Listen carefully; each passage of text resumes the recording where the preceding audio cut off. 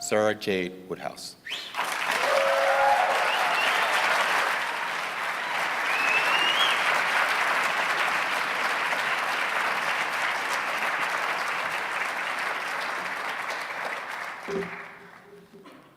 Wow. When Randall Thacker asked me to speak at this conference about a year ago or so, I had no idea that I would be sharing the stage with such wonderful people and such awesome examples. They always say that it's great to start off your speech with a joke. Of course, as I looked through my collection of jokes, most of them are a little blue for this audience. So I wasn't going to tell a joke. I had a really good joke, but I figured that this audience is probably not the place for a VD joke. So, and I thank Kimberly for that little advice there to sell that as my joke. So there we go. It wasn't that long ago, probably 2 years ago, that I found myself at my very first affirmation conference. When I transitioned, I did so, this was around 2004, 2005, and I did so without any knowledge at all that these types of organizations existed. I did it without any idea that there were other trans people who were Mormon out there like me at all. My friends were in the drag community, and I loved every one of them, but they were not active. They were not Mormons. So I did my transition into the Mormon church as a trans woman, kind of alone. But my experience was such that I couldn't have asked for more support from my priesthood leaders, from my fellow ward members. I remember the first ward that I moved into. I approached the bishop and told him my situation, and he said, well, I personally don't see any reason why you shouldn't be able to come to church and enjoy all of the church activities. Let me talk to the stake president and see what he has to say. And he went to the stake president, and the stake president left it up to him, so he came back and he said, I'll tell you this, as long as I'm bishop here, you will have a safe place to come and worship. That was phenomenal to me. So I transitioned in that ward, I stayed in that ward. It was roughly about a year later that I was in that ward, and I was getting ready to leave after sacrament meeting to go down and visit my parents, who live way far south. They live in a little small town called Salem, Utah. Don't know if any of you know that. That's actually closer here than it is where I was living at the time. But I went to leave, and before I did, I felt this person came up behind me and put their arms around me and embraced me. Shocked me at first. And I turned around, and there was the Relief Society president.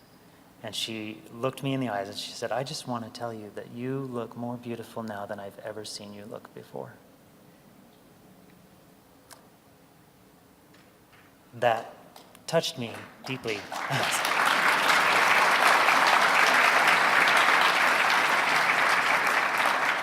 Thank you. And my experience pretty much everywhere was that way. I remember from ward to ward to ward, I had a wonderful experience. I remember even I had moved home at some point to take care of my mother, and I moved over to Provo, and I was living in Provo and going to a Provo ward at the time, and I was having conversations with the bishop, and there was some stuff in my life that I needed to take care of. And through talking to the bishop, we decided on a disfellowshipment, and I remember him saying to me, specifically, he said, this has nothing to do with you being transgender. We just want to take care of these past mistakes that you have told me about. And that was awesome. And then during that time, I was going through a bit of a rough patch, and I was talking to my bishop, same bishop in Provo, and I'd gone off hormones for a little while. I was questioning, and then I went back on hormones, and I remember telling him, saying, you know, before I started taking hormones, my levels were all over the place. I was moody, I was up and down, depressed, not depressed. And when I started taking hormones, I leveled out.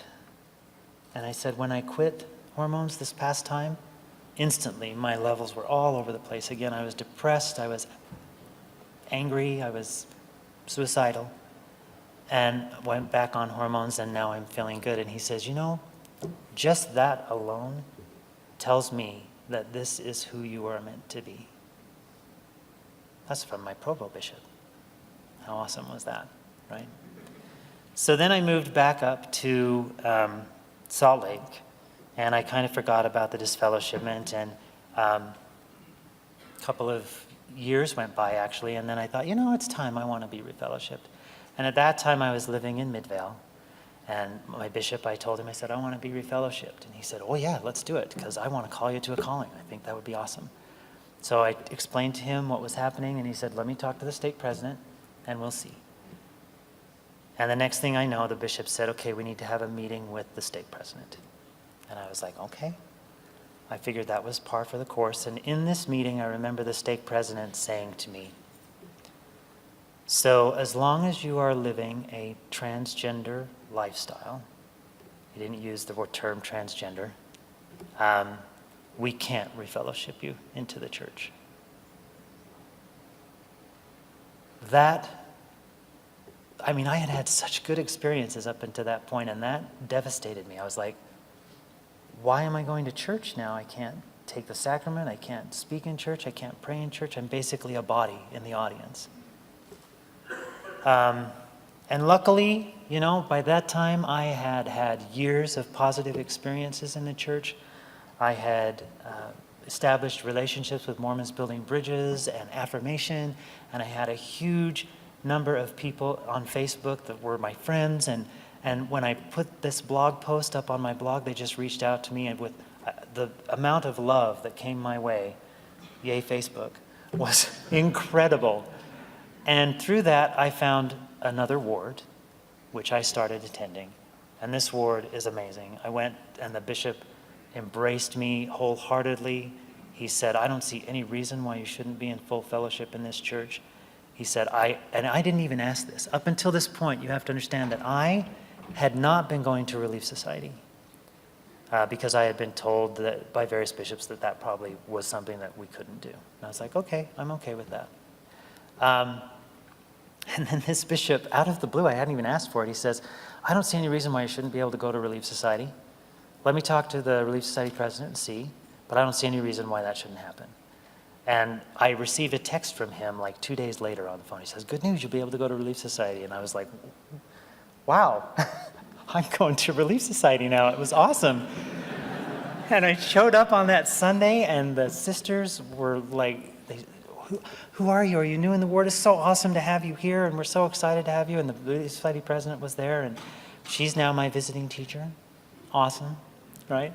So I went from that one horrible experience in the church to once again being embraced by my religious family.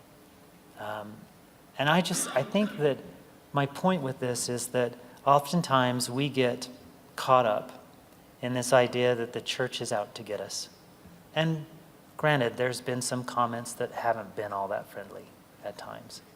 But I know for a fact that there are people out there, and large numbers of them, who want to embrace us as children of God, who want us in their wards, who want us in their religious families. And that's a great thing. It's important, I think, and I know it's hard, it's really hard at times, for us to be visible. A lot of times we'd like to just fly under the radar, and many of us, some of us, that's the only choice we have, and that's great. But for those of us who can, I think it's so important for us to be visible, for us to show the other members of the church and society in general that we're no different than any of them, that we have the same loves, we have the same hates, we have the same vices. We can rock a purple dress like anyone else can. Just kidding.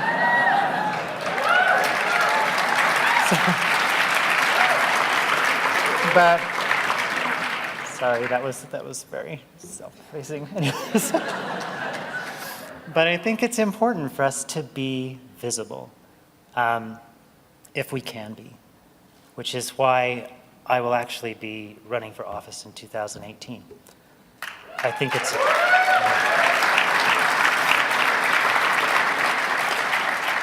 I think it's very important for us to not just be visible, but to be active in things, to take action. I remember when I first transitioned, I had a bunch of friends, and they said to me, you know, you're going to be such a great activist once you have your surgery and you get all this stuff done, and you'll be so awesome. And I was like, no, I'm not going to be an activist. I'm not a parade marcher. I'm not a flag waver. I'm not that kind of person. I'm just going to live my life, be me, in private. That'd be awesome. And I was doing that. At school, I was just kind of being me. I wasn't making it a big deal. I teach at Salt Lake Community College, just in case you were wondering what that was all about.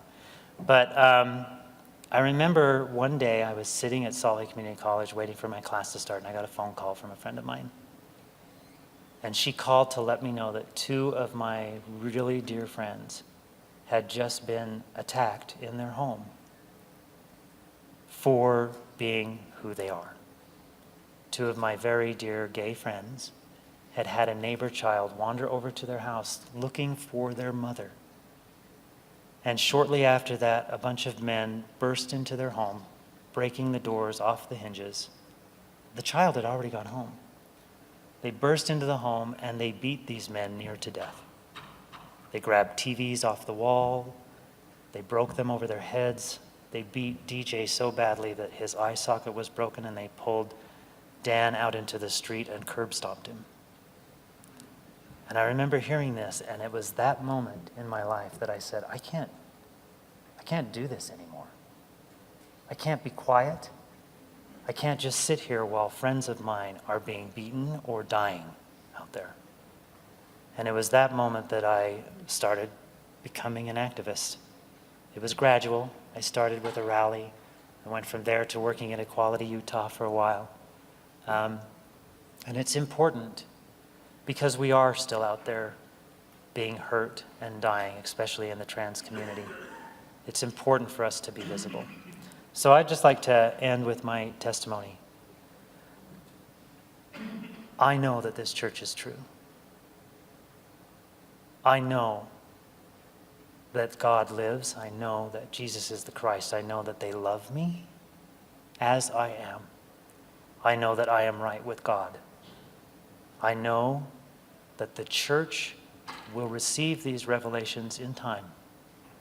I feel it coming. And I want to be here when it does. I thank you very much. I say these things in the name of Jesus Christ. Amen.